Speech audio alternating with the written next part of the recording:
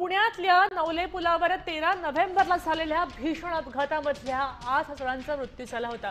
आता वाढत्या अपघातावर विरोध म्हणून स्थानिक नागरिकांनी आज अपघातस्थळी राष्ट्रीय महामार्ग प्रतिकात्मक दशक्रिया विधी केलेला आहे। आता या निष्क्रियतेविरोधात हे आंदोलन सुरू आहे आणि सुरक्षिततेची तातडीने उपाययोजना करावी अशी मागणी हे लोक करत आहेत।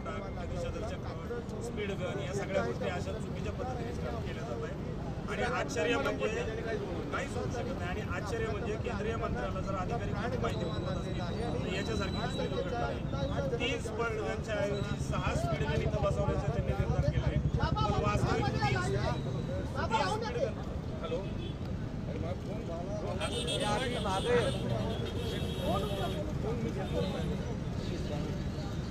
आम्ही पाहतोय की नवले पुलावर अनेक अपघात होत आहेत, मात्र प्रशासन याकडे पूर्णपणे दुर्लक्ष करत आहे।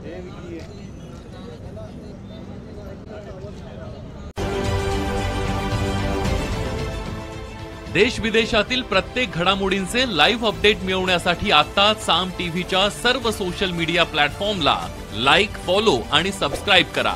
तसंच सर्व नोटिफिकेशनसाठी बेल आयकॉन प्रेस करायला विसरू नका।